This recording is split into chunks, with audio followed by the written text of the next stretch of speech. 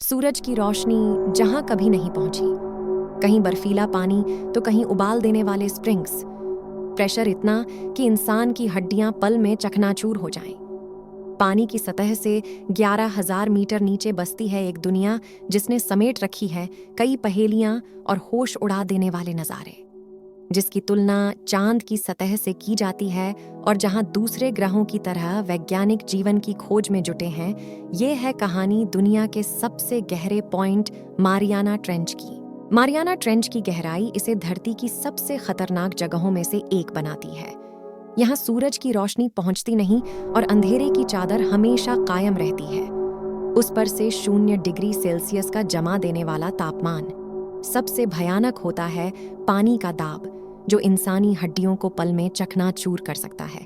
यहाँ हर square inch पर 8 ton का दबाव होता है, जो गहराई के साथ और भी ज्यादा बढ़ता जाता है। पानी का यह दबाव इंसानी शरीर पर इस तरह असर करता है कि ऐसा कोई भी हिस्सा जहां हवा भरी हो वह बाकी नहीं रह जाता। धीरे धीरे फेफड़े धंस जाते हैं और हड्डियां टूट जाती हैं। मारियाना ट्रेंच धरती की सबसे बाहरी सतह, क्रस्ट की सबसे गहरी जगह है। यह कितना गहरा है इसका अंदाजा इस बात से लगाया जा सकता है कि दुनिया के सबसे ऊंचे पर्वत माउंट एवरेस्ट को ट्रेंच के सबसे गहरे पॉइंट पर रख दिया जाए तो भी उसकी छोटी समुद्र स्तर से 7,000 फीट नीचे ही रह जाएगी।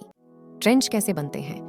2 टेक्टोनिक प्लेटों, पैसिफिक और मारियाना की टक्कर से मारियाना ट्रेंच बना है। इसमें एक प्लेट दूसरी के नीचे दब गई, जिसकी वजह से पुराना और घना क्रस्ट नीचे की सतह मैंटल में धंस गया। गहरे समंदर की इस अनजान दुनिया में पहली बार कदम रखा था ओशियनोग्राफर जैक पीका और लेफ्टिनेंट डॉन वॉल्श ने।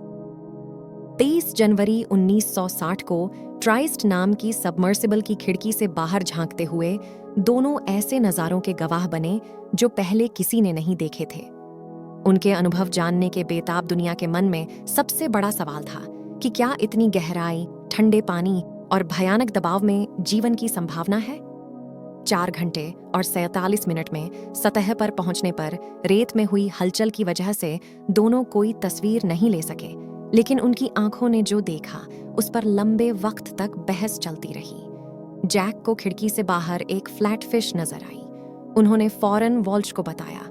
वॉल्श ने भी इस मछली को देखा और तभी नीचे से निकली रेत उनकी खिड़की के सामने आ गई। हालांकि मरीन बायोलॉजिस्ट्स ने दावा किया कि इतने दबाव में मछलियों का होना नामुमकिन है और पीका और जैक्स ने जो देखा वह कुछ और रहा होगा।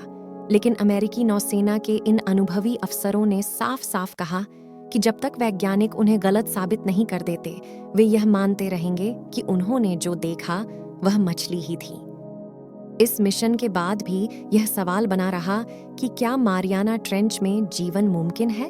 कि मारियाना ट्रेंच पर जीवन के बारे में अभी बहुत ज्यादा जानकारी नहीं है, लेकिन जीवन जरूर फल फूल रहा है। वह बताते हैं, बिना रोशनी, एसिड, तापमान और दबाव जैसी स्थितियों में भी हैरान कर देने वाली संख्या में जीव यहाँ पाए जाते हैं। 200 से ज्यादा सूक्ष्म जीवियों से लेकर क्रस्टेशियन और आइन्फपॉड समेत सी क्यूकुम्बर, ऑक्टोपस और मछलियां यहाँ मौजूद हैं। साल 2014 में गुआम के पास सबसे गहराई में 8,000 मीटर नीचे पाई जाने वाली स्नेल फिश की खोज की गई। जेम्स कैमरन ने जो तस्वीरें लीं, उनमें एकदम गहराई में भी समुद्री जीवन देखा जा सका। इन पर वैज्ञानिक रिसर्च कर रहे हैं ताकि पता लगाया जा सके कि आखिर यहाँ जीवन कैसे मुमकिन है। माना जाता रहा कि दबाव की वजह से कैल्शियम, जिससे हड्डियां बनती हैं, वह रह ही नहीं सकता है। बिना हड्डियों के मछलियों के जीवन पर भी सवाल बना रहा। हालांकि रामकरण बताते हैं कि प्रकृति विज्ञान को हैरान करती रही है और मारियाना में स्नेल फिश का पाया जाना इसका सबूत है। उन्होंने बताया है, सतह के पास रहने वाली मछलियों में तैरने के लिए ब्लैडर होता है जिसमें हवा भरी होती है। इसकी मदद से वे ऊपर नीचे करती हैं, लेकिन गहराई में रहने वाली मछलियों में ये एयर बैग नहीं होते हैं, इसलिए दबाव का इन पर असर नहीं होता। यही नहीं, यहाँ पाए जाने वाले जीवों में हड्डियों के अलावा कार्टिलेज पर ज्यादा निर्भरता होती है। इनके खोपड़ों में भी जगह खाली रहती है ताकि टूटने का खतरा कम हो। सबसे बड़ा बदलाव जेनेटिक स्तर पर हुआ है।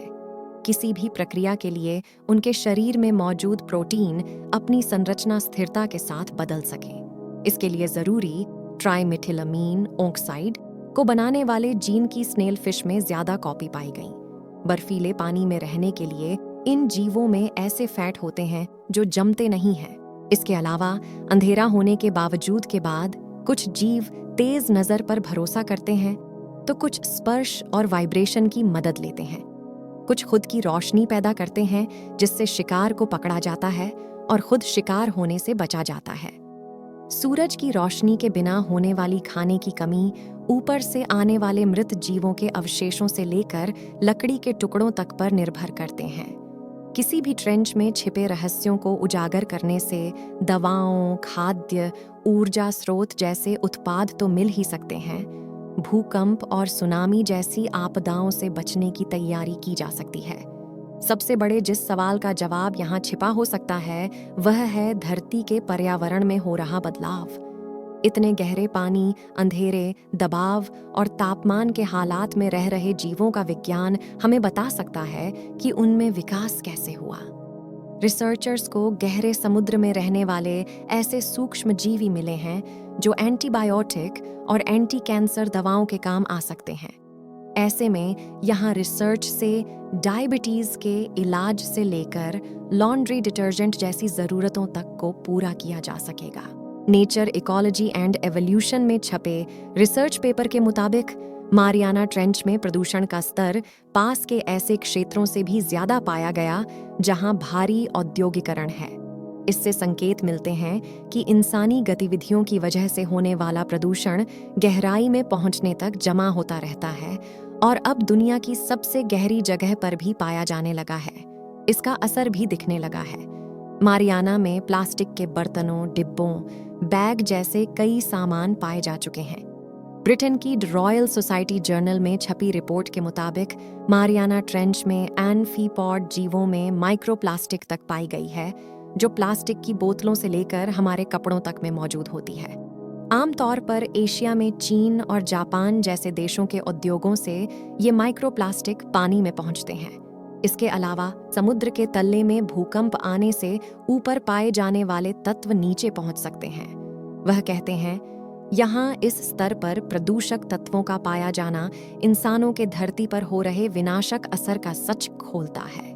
यूनिवर्सिटी ऑफ मिशिगन की एक रिपोर्ट में बताया गया था कि मरी हुई मछलियां ट्रेंच तक मरकरी यानी पारा लेकर जाती हैं। समुद्र में पारे का मिलना बेहद खतरनाक संकेत दिखाता है। ये एक न्यूरोटॉक्सिन होता है, यानी दिमाग पर असर करता है। रिसर्च के मुताबिक कोयले पर निर्भर बिजली संयंत्र, सीमेंट फैक्ट्री, इंसिनरेटर, खदानों और दूसरे ऐसे कल कारखानों से ये जहर बारिश और धूल के जरिए, नदियों के जरिए समंदर तक पहुंचता है। सूक्ष्म जीवी इसे और ज्यादा जहरीले मेथिल मरकरी में तब्दील करते हैं। यह मछलियों और दूसरे सीफूड के जरिए इंसानों और वन्य जीवों के तंत्रिका तंत्र, इम्यूनिटी सिस्टम और पाचक तंत्र को भारी खतरा पहुंचा सकता है।